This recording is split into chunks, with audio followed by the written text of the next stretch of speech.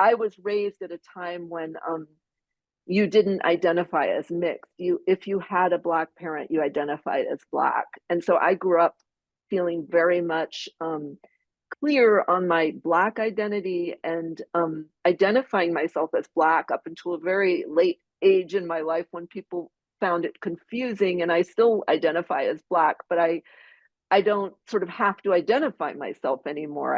I'm just the writer that I am, and that complexity is in my work.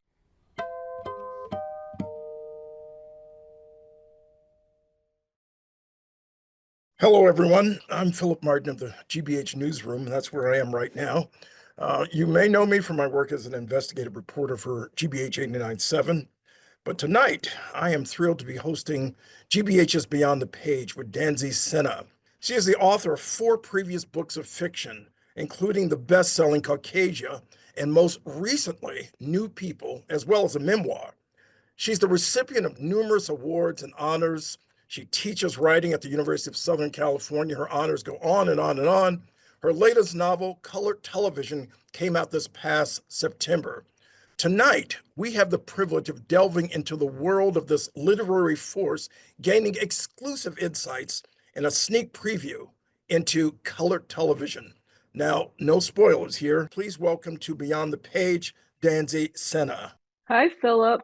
You have one of those incredibly unique names. I mean, as an author, Danzy Senna. Now tell me, your parents named you Danzy or what? Yes, they gave me that name. They're writers, so they liked unusual names. It Um, it but that's works. a family name. That's a family name. My father's uh, family in the South, it's the last name of one of his relatives, Danzy is. So I was I named s- after her. I see, I see. So look, I am excited about Colored Television. First of all, I love the title, and talk about the title and talk about the setting of Los Angeles. So many times when you talk about race and racism, so many settings are the South, Chicago, Harlem, almost formulaic in terms of where things are located. Why Los Angeles? Well, I've lived in LA for about 18 years, and I'm sort of in the shadows or the edges of the entertainment industry as a novelist. It's just been something I've mostly observed, though I've worked in it a little bit. And, I see the world through the lens of class and race and social relationships and power structures. Like that's just always the the things I'm most aware of when I'm writing. And so I couldn't help but see the entertainment industry through that lens as well. And I was interested, I saw some clip on YouTube or something of the first moment that television became colorized.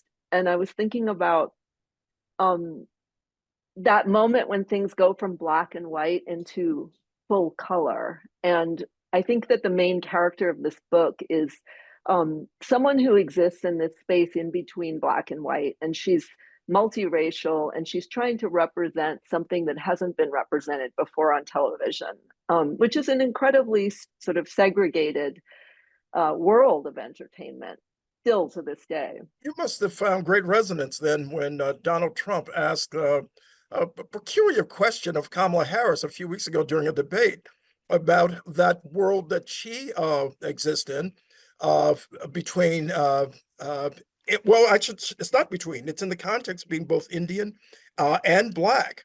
And how did you Yeah. take that question and the answer that that followed from Donald Trump?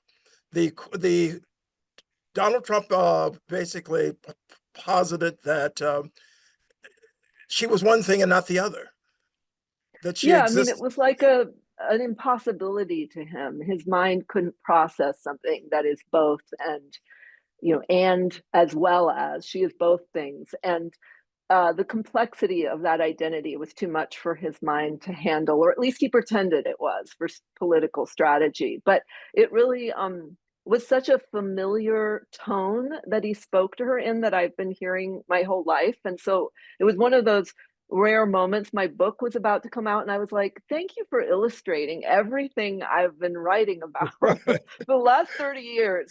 Like you've just illustrated something so sort of bizarre in American culture, this inability to see beyond this binary. And that tone of sort of suspicion, that idea that she's an imposter of herself was so deep, and it was so resonant with everything I've been thinking about for my entire writing life. Yeah, in your entire writing life, and no doubt your entire life in many ways, correct? In my entire life, yes. Yeah, because I mean, when to the first point that I asked about the location, Los Angeles is this bastion of multiculturalism and multiracialism, and it makes it a natural place to write about biracialism and multiculturalism and multiracialism and so on and so forth. But what were the challenges, given that you know so much about it from your own experience? How did you basically create, if you will, not a detachment, but writing about a character, obviously reflected in much of that which you've learned and inculcated, but at the same time, trying to create a character that was new and different and unique, as Jane is. Yeah. I mean, I always feel that I'm trying to kind of write a world into existence that I've never seen represented. And Right. Jane is a mixed race writer. She's been writing a novel for 10 years that her husband calls The Mulatto War and Peace, and it's going to be her great opus. By the And way, that's she's hilarious line. and Mulatto she's War and married Peace. to an artist, a black artist whose work doesn't sell, her work doesn't sell, and they have two children. And I was interested in people not only who live sort of between racial categories, but also who live in a sort of space, a no man's land of class, where they're kind of highly cultured but broke, and they aren't making headway into the American dream despite all the education in the world. And I wanted to write about a black family that isn't sort of cartoonishly rich, but isn't cartoonishly poor either, but are intellectuals and artists who are kind of living on the outskirts and critiquing the culture that they live inside. And it was just that feeling I've had before when I write novels, that I know a world so well, but it doesn't exist in any form of representation. And I have this sort of compulsion to write it into being. But yet you find that this biracial Tolstoy, if you will, with her multi mulatto War and Peace, of course, finds greater obstacles to writing this novel than Tolstoy would have. Talk about some of those obstacles in the context Well, of color television. yeah, I mean, that was drawing on a lot of my experience and friends of my experience of writing into a kind of bewilderment, a white wall of bewilderment that exists in these industries, where if you're not writing to a sort of control group that they've decided exists, but you're writing to something that hasn't been acknowledged yet, which is this multiracial experience, that you're met with a kind of hostility, bewilderment, a feeling of that you're illegible to the world that you've written to. And so she gets that experience from the publishing world, and so turns her gaze to Hollywood and Mm. finds a kind of flattering and warm embrace in the arms of a black television producer who has a seven-figure development deal with a streaming network. And I mean, one of the things I've noticed sort of working both in publishing and Hollywood is that in publishing, they speak in euphemisms and they don't say what they really are feeling about the work that you presented to them. And in Hollywood, especially around race, they're much more blunt, and it's driven by sort of raw capitalist honesty. Like, oh, maybe we can sell something. Maybe you're the race of the month. Maybe this is what we really want to be doing, I because see. there's a lot of you mulattoes out there. And he just speaks seemingly in a very honest way, and she really buys it for a long time. I'm going to take a second to, not a second, more than a second, take a minute to read one of the questions from one of your admirers. And I think it's a great question. At what point during your writing process do you create a title for the piece? Again, colored television. It's a brilliant title. That actually came after the book had been edited. The book had been through copy editing, and I was really struggling with the title because all I had was the title of the book within the book, which was Hmm, Nusu Nusu. And that is a title that whenever I would tell people that title, they would say, "What? So what did you say?" So I felt that people weren't hearing it. It's in Swahili and it's the book within a book. And so I was trying to find a title and I saw this one line. And that's usually what happens is I'll just see a line and a phrase will jump out at me. And Lenny calls these sort of trash television sessions that they do when the kids are in bed. He says they're going to go watch colored television. And it holds all of his irony in it and his kind of disparagement and wryness in it. And it felt like it tonally fit the work. But I was thinking about colorization and that space between when things stop being black and white and start being something else. and I understand the satire. I mean, it goes back in many ways, many years. And one example, of course, was Robert Townsend's Hollywood Shuffle. Yeah. Did that come to mind as you were writing? Which is, it's sort of a pivotal movie at this point, about the ironies and the discouragement and disparagement that occurs toward people of color and in the Black context artists. toward black Yeah. artists. Exactly. Was that Yeah. I did that mean, serve as a paradigm in any way? had that brought up a lot since the book came out. And I love that movie. And I also am just like a great fan of black satire, as you know, going way back to like the Harlem Renaissance and things that Mhm. I don't even consider so much satire, and I'm not sure I even consider my work satire because you've lived in Los Angeles, and I think that That's right. there is something about it that's comic, but maybe still within the realm of realism for me. And so I never know exactly if it's satire because I'm not sure how much of an exaggeration is required for it to be satire. But I think if you're just someone who sees the absurdity in race and social dynamics, then this is the kind of work that we're drawn to, and that's certainly something I'm a fan of. And see, and there's some other questions here I'm going to post from our, this is from Diane Hovanesian. Okay. Hovanesian.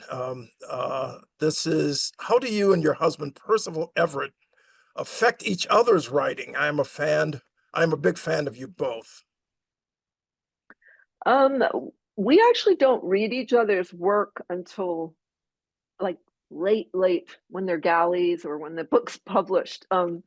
And I think, our life is very much like any other parents. It's not sort of like a writing salon as much as people would imagine. Mm, There's a lot more realism in the house than fiction. But we're both, huge fans of each other's work, and I'm sure there's a kind of dialogue going on that other people may see between our works and the works of a lot of people. But we don't, we both came in to our connection to each other having written many books.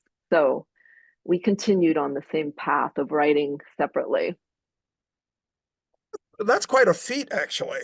Over dinner, over breakfast at the coffee shop, none of those, you try to avoid those discussions for It's fear not, of what? yeah, it's not even a sort of effort. I mean, there's certainly conversations about work, but I work in a remote location. He works at home, and Yeah, then our children come in as a force of nature and take over everything. got it.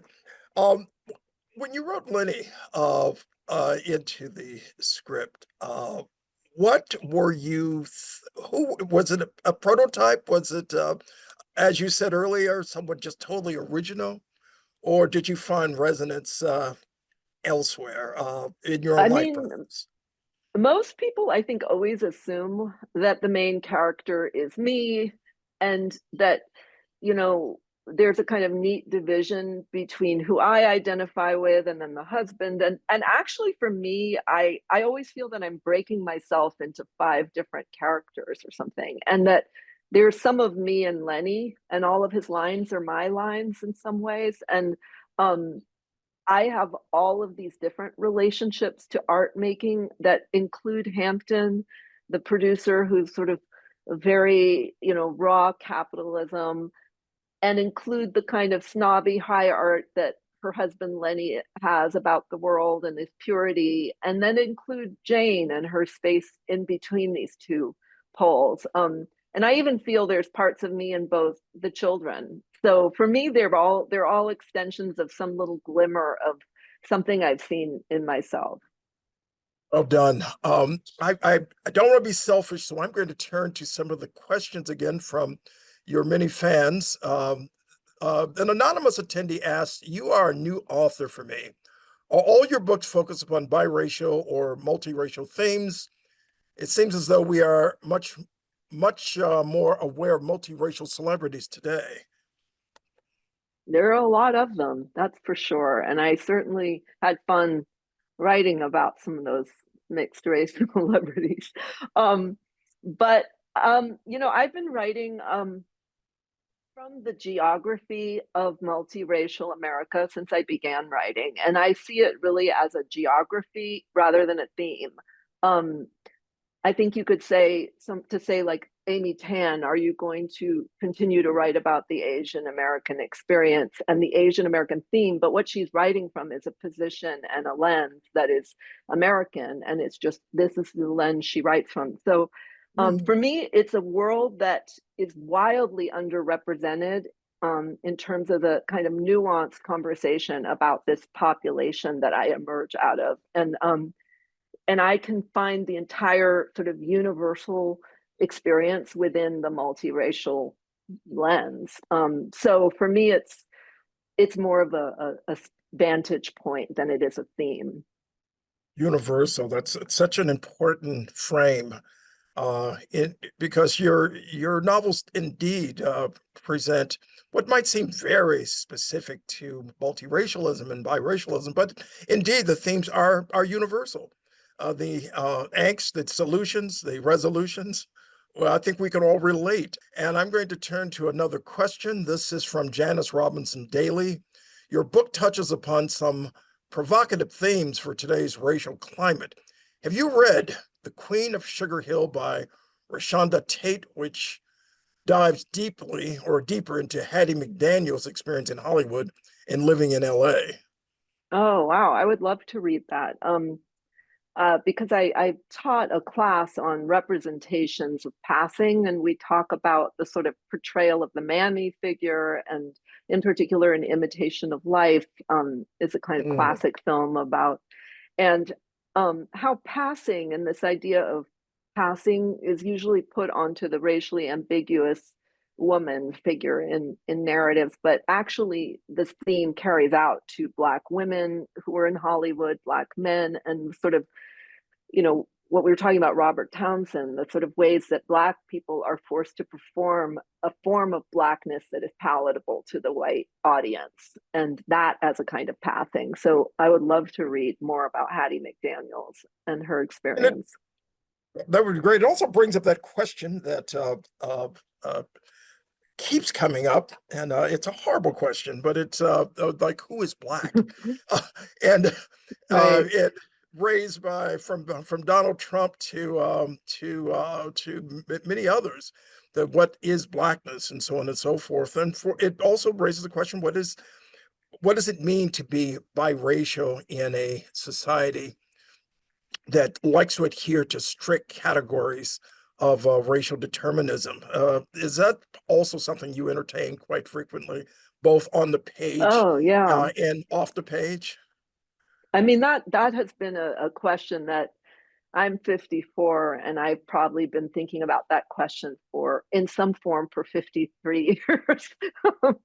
I mean, as soon as I could talk, that was a question that was present in my life. And anyone, I think a lot of this audience is from Boston and the Boston area. And growing up in an interracial family in the 70s in Boston, the question of race was unavoidable, and the powerful atmosphere of race and racism, anti-blackness, all of that was palatable to me from such a young age that these questions have always fueled my fiction, and are a question about American identity and who are we as a country, and what is our relationship or responsibility? What can we become? I don't. I love fiction because it doesn't pose any simple answer to those questions. That it's a. It's. I love that when I write a novel, I'm exploring the question, but I'm allowing for the multiple answers and new questions that come up. So when you ask what is Black, I wouldn't have an answer to that. I would only say, read my novel and tell me what you think. Absolutely. I like that. Figure it out. That's right. Yeah. And the new questions that come up. That's right. We're always there with new questions. Um, I'm sitting here looking for some of the questions that come through from people who have known you for years. And I'm gonna ask for help from Jess and others to see if we can find those questions. I can ask those before this session is over. In the meantime, this one is from Rebecca Flesh Cordera. She says, and Rebecca, let's hope I have your name right. You mentioned wanting to represent a Black family or multiracial family, not cartoonishly rich or poor. Are you familiar with the TV sitcoms The Neighborhood and or Blackish? And if so, how well do you think they represent the absurdity about race that you just mentioned? I do actually, oddly enough, across the street from me live two of the writers on the neighborhood. And so I live in LA. My whole blog is people who work in the industry, and I know some of the people who've worked on Blackish, and it all feels very close to home. And I love television. I love comedy, and both of those have a lot of great humor in they found in this absurdity of class and race, and I think the sort of anxiety around aspiration, um, which I find very amusing. Yeah, LA, you're right. You can walk into a cafe and you see Brad Pitt. It's true. yeah. I'm looking, here's a question from someone who's known you for a while, Ida C. Recall the preschool in the basement of the Jamaica Plain house.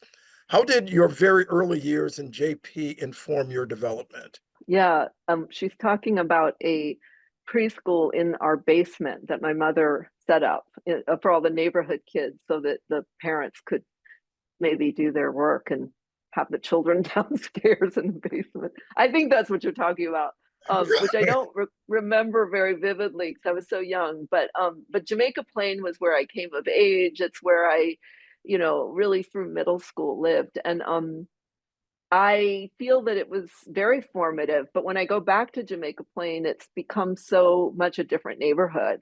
It was much more working class when I grew up there, and there was a mixture of kind of like Irish working class people and Puerto Rican families, and sort of everything scattered around those groups. But those were the predominant cultural groups, and it was on the edge of Roxbury, and I feel that that kind of crossroads of cultures really affected me, as well as the kind of um, a childhood that was kind of scrappy in class sense, whereas the sense of money being always an anxiety, and that permeates my work. I would say class is as much of a theme and a preoccupation in my work as race, and that kind of was formed in Jamaica Plain. Sounds like a new title, Formed in Jamaica Plain. It might be No, your new see, the book. problem with me is I just keep having to move because every book that comes out, I'm going to get in bigger trouble. So Right, don't have me exactly. write that book. Now, Steve C, the initial C, he simply says, do you recall I was your childhood dentist at Brookside in Jamaica Plain? This is from Steve C. And we have this Brookside. question. Right. How do my teeth look? Yeah, your teeth look great. My God. So Steve C, you did a great job.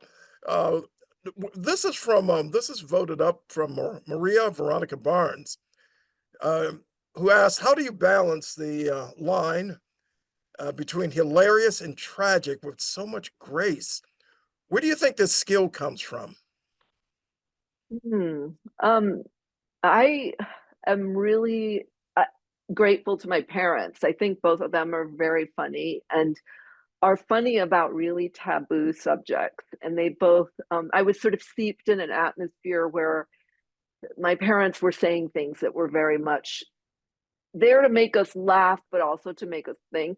And I think, you know, my father grew up in the South at a very difficult time and that history of the South for Black people. And his humor, I think, has a lot of that irony that comes out of Black culture, which is a kind of perseverance or survival mechanism. And I think a lot of groups sort of survive based on humor and the jokes that they tell each other. So I always write um, to see more clearly, but also to um, I think it's a sort of defense mechanism because if you can laugh at yourself before anyone else tells the joke and you can tell the joke better on yourself than anyone else, then you've already kind of won. Well stated. Indeed. The joke's on us, right? Right. Michelle O'Brien, this is upvoted, asks, did you experience busing as a student in Boston in the 70s? And would you be willing to share your experience of that time? My sister and I were bused in the early 70s, sort of when we started school and in Metco. Some of you may know Metco. Yeah. Um, my mother told me a story, I may be getting it wrong, but about bringing us to the office to sign us up for busing. And, you know, my sister presented to them as Black and I presented as white. And they, you know, had my sister being bused to the white school and me not. And my mother had to correct that error. So from the beginning, there was a lot of confusion about my racial categorization. But you know, I remember going to these Metco retreats as a child, and they would take all the Black students from Metco who were in all these different suburban schools, and we would go for a whole day to the country to talk about our experiences as Black children in these predominantly white schools. And I remember all the white kids in one of the school that I was going to protested that I was getting to go. And they said, if Danzy's going, then we should get to go because they thought I was white. And I remember kind of like giving them the middle finger as the bus left the school grounds. um, anyway, a lot of racial absurdity in my childhood that should explain a lot of why I come at this material the way I do. That Um, is a remarkable anecdote. It's something that, especially in this anniversary of busing, yeah, in 74, 75, of course, and now we're 50 years later. That's quite intriguing. Before we go into more questions, Danzy, would you mind reading an excerpt from your book? Something short, sure. fellow Short television, and please. provocative.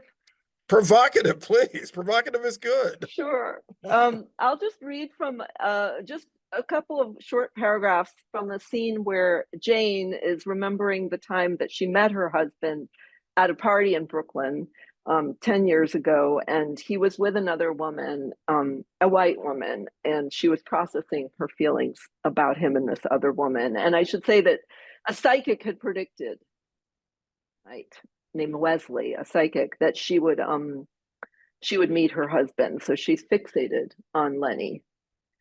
Jane took another gulp of her drink. What did he see in her? Lilith was so thin, so frail, with pale, almost translucent skin and a giant mane of blonde hair. Was he a necromantic? Did he have a thing for cadavers? Why would an educated, sane Black man choose to be with a woman like that in this century? Did he not realize that once he married white, he would never get to talk unremitting shit about white people again? He'd always have to worry about hurting Lilith's feelings, and he couldn't bring her out in public with his friends, could he? Unless all his friends were white, which she doubted. He wasn't giving off miscellaneous vibes, though what did she really know about him? He was a stranger, someone she'd just met, and she reminded herself the psychic was just a charlatan with a fancy website. Maybe this couple she was watching tongue wrestle across the room were actually a good match. Jane tried to think generous, post-racial thoughts. Maybe Lilith was kind or funny. Maybe Lenny loved her for her kindness. Jane could already tell that she was not kind. Jane came from a union like the one that Lilith and Lenny were about to embark on. Ebony and ivory, together in disharmony. And yet, perhaps because it was her origin story, she could not bear the sight of interracial love. Well, she could, but not when the man was black and the woman was white. Of course, she didn't express this opinion often, and not in mixed company. She knew it wasn't a good look. When you hated the same thing Strom Thurmond did, albeit for different reasons, you knew you were in problematic territory. She took comfort in the fact that it wasn't white womanhood she was trying to protect, it was black manhood she wanted to save from the clutches of white womanhood. That was different, right? It is such a remarkable passage. The notion of juxtaposition, a juxtaposition with Strom Thurmond, and then is, I mean, when you wrote that, and of course you thought about Strom Thurmond, and the audience, I'm sure, is familiar with one of the century's most extraordinary and clear segregationists who went on to become a senator. And when you make that juxtaposition, did you wince? Did you think, "Ooh, that is something that the audience the readers will remember for a long time," because the juxtaposition is so stark? Yeah, I mean, I love with Jane and with all of my characters, but in particular with Jane, to have her kind of standing on a high hill looking down at things and sort of doing this cultural critique, but sort of within the same paragraph to kind of undercut her and kind of nobody is spared, not even her, sort of letting it all be. Nobody is sacred in this. She's also being critiqued at the same time she's critiquing. So was it the sort of a self-excoriation? Like I said, I'm always splitting off parts of myself and I'll take a sort of fleeting thought I've had and I'll kind of lean into it or go with it. But it's never, we all have these thoughts that are sort of inappropriate to mention, but fiction is a space that you're allowed to put everything out there because it's the wonderful veil of fiction is that you can always say it's not me, it's my character. Right. It's perfect Indeed. defense. Indeed. We have another question here, upvoted. This is from uh, Kyra Klein, assistant head of LM, not LS, not sure what that is. Okay. First, thank you, because culturally, I think we came up during the same time. For you to plop Jodeci in a line was so specific and took me back immediately. Can you talk about what mulatto means to you? For me, it's always been fraught with being offensive, and yet do you embrace it? Can you speak to what mulatto means to you now, today? Thank you for bringing up Jodeci because I love Jodeci. Yeah. um, and their MTV Unplugged is amazing if anyone wants to watch it tonight. But the word mulatto, I've been on a book tour and people keep asking me to talk about why I use it. And I think it's used maybe 100 times at least in this book. And it's one of those terms that me and my mixed race friends use a lot amongst each other. And I think I'm not here sort of to say everyone should use this term because the word mulatto comes from a really deeply problematic place in American history. It comes from the slave owner's word for mixed race people, which means mule. And it's the idea of races as separate species, that to be black and white is to be like the mixture of a donkey and a horse, which is Mm. infertile. And so even in the word is the idea that people like me are the sort of end of humanity, that if you continue to mix the races you're doing something unnatural that will lead to very bad things. And so when my friends and I use it, it's like we're all in on the same joke. We know how deeply crazy it is, and yet we sort of love the specificity of it and the fact that there's literally no other word that exists to describe people of Black and white heritage. Every other word is vague and just talks about someone who's mixed, but we come from such a specific American context, and it's the only word there is. So we kind of use it in a half joking way. Um, but I don't necessarily encourage you to go calling people mulatto unless you want to get in trouble. So And I gotta, and I you've gotta been tell you, warned. Dancy, it comes up in a really peculiar time in our. This moment is so fraught with racialisms. You have a polity that is taking place right now where people are actually embracing eugenics again. Mm-hmm. The notion of spoiled blood and bad blood and all these things we're Oh hearing in yeah. this political season. And then when you hear mulatto, of course, you also hear the term miscegenation, another awkward and antiquated term. Do you think a lot about the politics of the moment as you're writing? I trust I sort of have to trust my position when I'm writing, and trust my own awareness and feel myself to be censored and to be speaking from a kind of political platform where I'm trying to change the minds of people who, to me, are not worthy of my attention. And it's not my burden to take on. I'm usually speaking to um, myself first. I'm my audience, and I know the absurdity of these antiquated ideas that keep coming up. But the more that I think when I was in the 90s, there was this sort of fantasy that if people mixed races, that we would sort of become this post-racial society.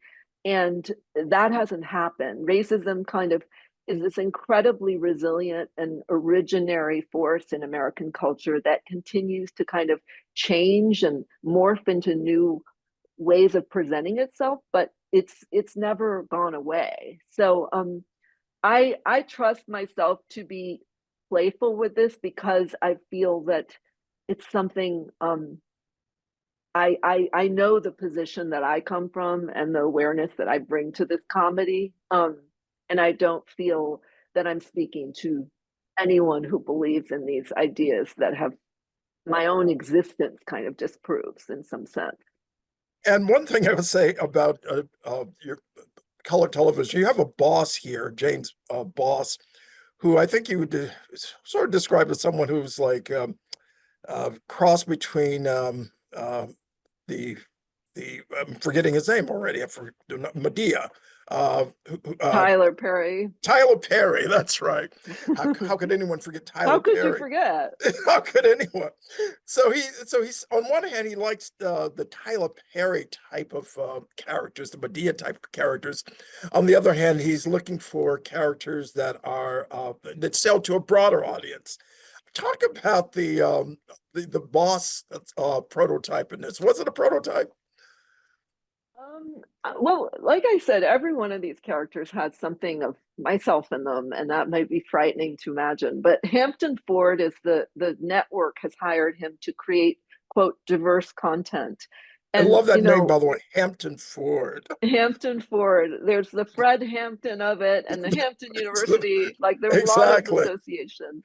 Um, and he's the one who's come to search for the new race of the month in a sense. He's trying to create different perspectives for this sort of Netflix like Apple TV type of streaming network. And he's coming from you know, just network television and trying to make this prestige television. And I started this book kind of in the height of prestige television when I think a lot of novelists were feeling like, wait, is television replacing us? Because these shows are really smart and they're doing things that are creating a conversation that novels are not having that effect on the culture anymore. And so I wanted to kind of lean into that anxiety and think about this role of the novelist in this world of high class television. And this guy is really, speaking to that anxiety. He's here to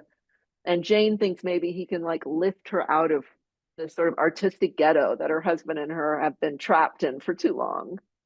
Hampton Ford, the savior. Right, exactly. Yes, Uh, he's come to this save is from them. Charlotte Hebert. Uh, Asked this question, also upvoted. Do you tend to outline in advance? And how much do you know about your books when you start?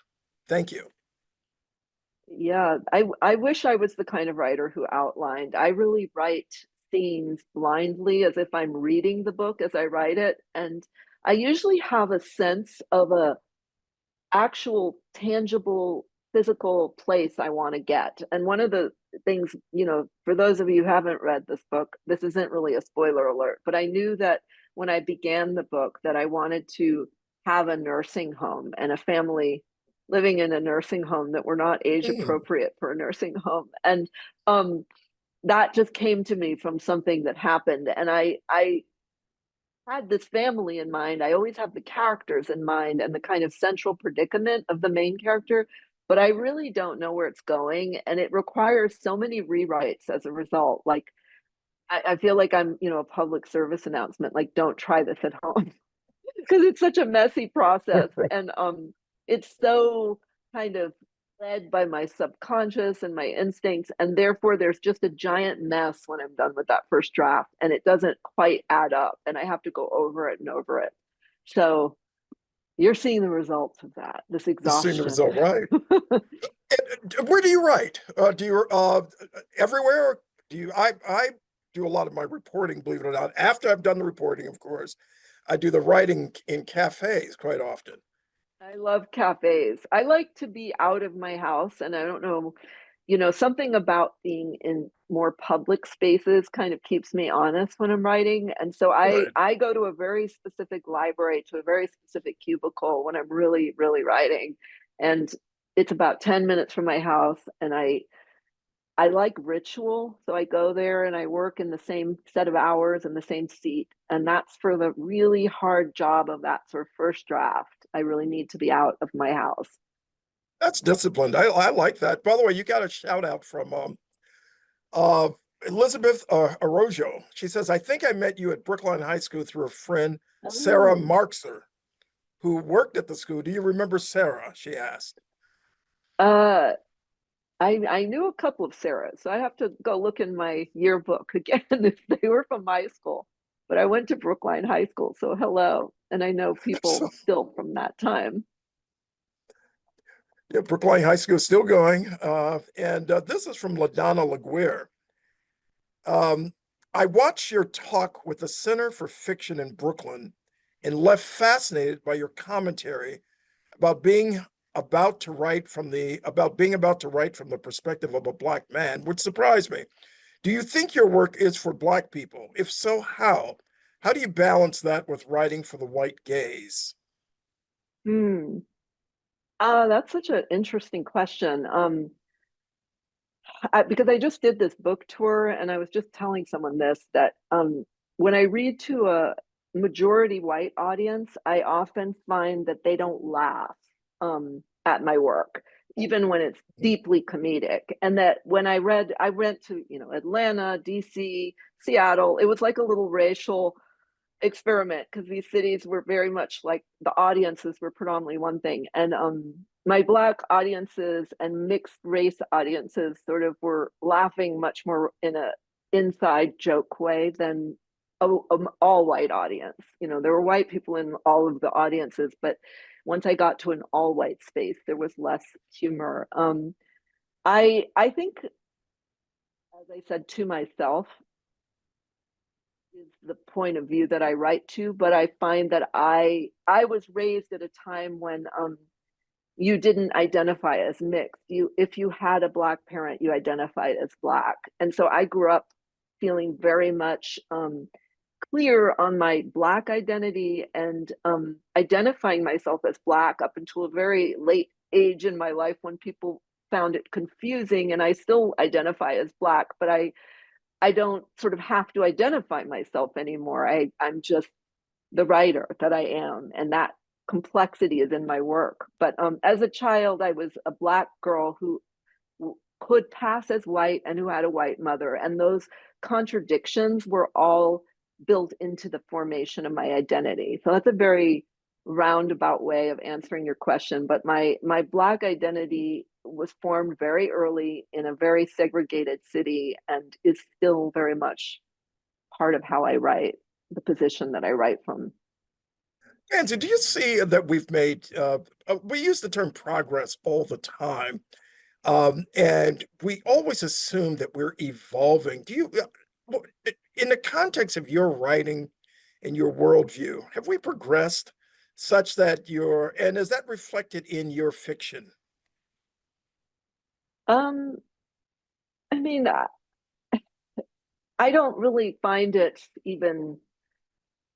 I guess I can't answer that question because I see Mhm. the sort of moment we're in right now, and the last 5 years, if that taught us anything, it's that that the racism that I grew up around has just been in remission, and it kind of has come to the fore, and then you look at the entire world and the ways that when we talk about race, we're really talking about caste, and we're talking about um, the stigmatization, the apartheid regimes, genocide. We're talking about all of these things that are very much happening in the world right now. So I don't really think about progress. I think more in terms of a permanent struggle that we have to just be engaged in because it changes its face, but it's the same dynamic.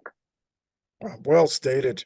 Isabel Wilkerson yeah, would definitely agree with you on that. Yeah. And I'm a few more questions because I know we're running out of time fast, and these are great questions. Um, Maybe I can ask a few at the same time. Uh, Someone asked, Erica G asked, would you say that over time that TV shows have gotten better representation or no? And a second question from Heidi W is, who are some authors you are reading now? So TV Hmm. shows in terms of representation, and then the authors you're reading at the moment. I was really drawn to television, and I still do a little bit of work in TV, and I really am interested in it as a form. And I was interested in the way that I felt TV in some ways was ahead of literature in terms of its dealing with race and the tone of irony and comedy and sort of taboo breaking that was happening in television, that I felt that was happening in literature but wasn't being rewarded in literature. It wasn't being sort of exalted. It wasn't seen as serious. And I see comedy as a very serious form. I actually think some of the greatest critiques of the culture come from the comic voice. So I think there's amazing, brilliant television out there, and there's amazing literature out there. But one, industry is more sort of overtly driven by capitalism and numbers, and so that's where TV kind of gets stuck. And in terms of books I'm reading, I just started reading Tommy Orange's Wandering Stars because I loved his book There, and I'm really interested in that novel. And I'm reading Ta-Nehisi Coates' The Message, which is doing some of that connective work that interests me. And I'm starting a novel, so I'm kind of moving into just reading nonfiction because I find reading fiction when I'm writing fiction very hard. So the Coates maybe is me starting my new book and getting some reading that's not reflected in what I'm doing on the page. Got it. There's a specific reference to Brookline here. Let's see if you recall this. Um, Jennifer S. says, you mentioned Pill Hill in Brookline in your book. I've been in Boston for years. I've never heard of Pill Hill, but Oh, it says you really? mentioned Yeah. Pill Hill. What experience do you have there? Well, I went to uh no, I went to middle school in Brookline and high school in Brookline. And that was in Chestnut Hill. And it was kind of in my childhood, that time it was the sort of wealthier neighborhood, and that was the nickname given to a neighborhood where a lot of doctors lived, so they called it Pill Hill. And I used to go to the Chestnut Hill Mall and like ogle things I wanted to buy, but I Oh, yeah. didn't live there. I lived closer to my dad lived closer to Whiskey Point, which was the projects, sort of public housing that all the kids, the Irish kids lived, the poor white kids lived. So I was really, I mean, I guess you can tell, but I saw the world in terms of power, money, race, and I still see the world in these terms and the way that people have and have not. And that was something I was referencing. I think Pill Hill was referenced in terms of the class divide. You know, a lot of your fans are hoping that you're coming to Boston. Any chance of that anytime Well, my soon? mother lives in Boston and my dad lives in New England. So I'm sure I'll be there and I'll try to set up a reading when I do come so that I can Oh, meet some no, of you in don't say person. try. You have got to set up a I reading. will. I do come a Absolutely. lot. So yeah, let me get on that. I'll start Yeah, working get on get that. on that. I'd love to moderate it. So let me know, okay? That would be Uh, great. I would love to have you moderate it. That would be really fun. and we have another question here. Like you, I am a multi-ethnic background, and when I'm asked what I am, I give my true heritage. I'm 74 years old, but when I was a youth, I was so embarrassed. So my question is, how did you deal with the inequities when you were younger? That's from Wayne L, and it's incredible question at No, it is. 7:55. And I love, Yeah. yeah, that I'm always interested in the different generations of mixed people and how your moment that you're born forms your identity.